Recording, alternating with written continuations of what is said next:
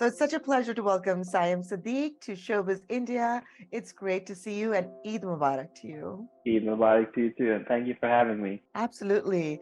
Now, Joyland, what a powerful, powerful movie. And I'll start with the fact that you wrote that this was kind of your heartbroken love letter to your country. And then this becomes the country's entry to the Oscars. How do you feel about that? I mean, it became the country's entry for the Oscars, but also got banned for a week in the country, and then so it kind of makes sense that it's a love letter, but it's heartbroken at the same time because that kind of bipolar experience post the film is something that resonates with me because that was the kind of experience, the life experience that we had growing up in the country, and that kind of was something that we had to invest into the film, emotionally speaking, to be able to make it. पहले नचा किसी theatre से कि नहीं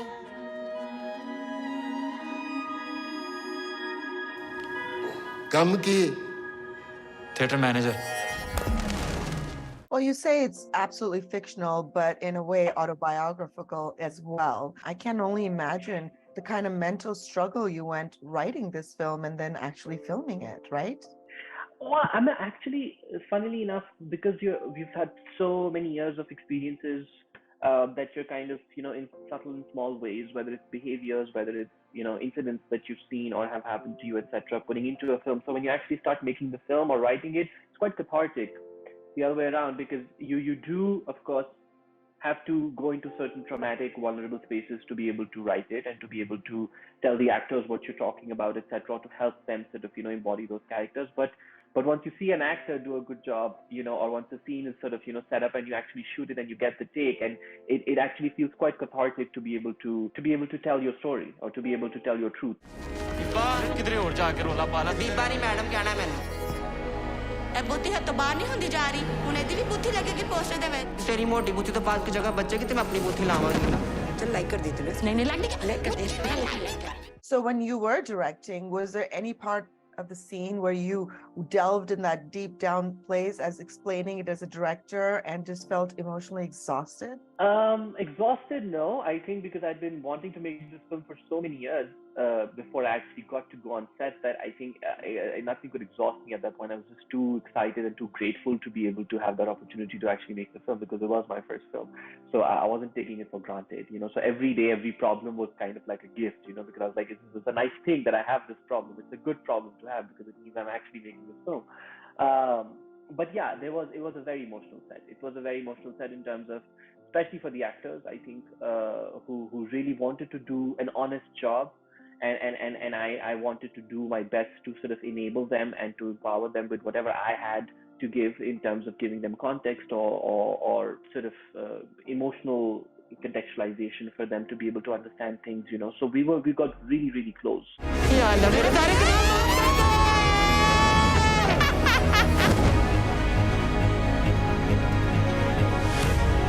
Is there one particular scene that you just loved when you watched it on the big screen?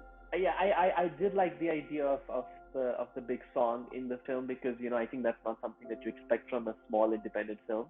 There's a cliche that these films are like slow and boring and stuff, and I was like, oh, my small independent film actually has a big dance number in the middle of the film, which is like beautifully lit and nicely choreographed with all the lights and stuff. So I got a little kick out of it because I was like, oh, this is what it means to actually make a very Pakistani independent a parallel or artsy film. We will have a song in the middle of it. So I quite enjoyed that.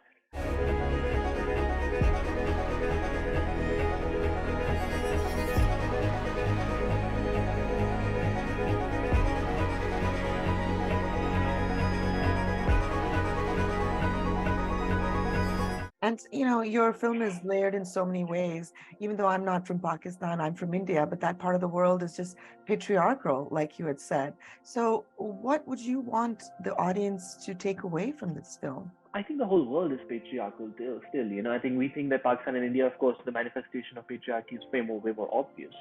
But, is any part of the world sort of, fully feminist or free from those ideas of gender binaries? No, not really, I mean, in Tennessee, drag shows were banned rather recently, which is insane to think of that, this is 2023 America.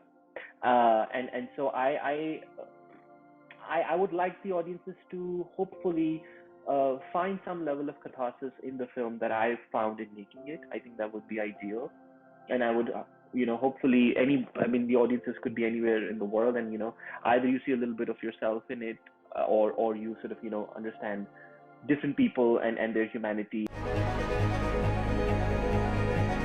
अगर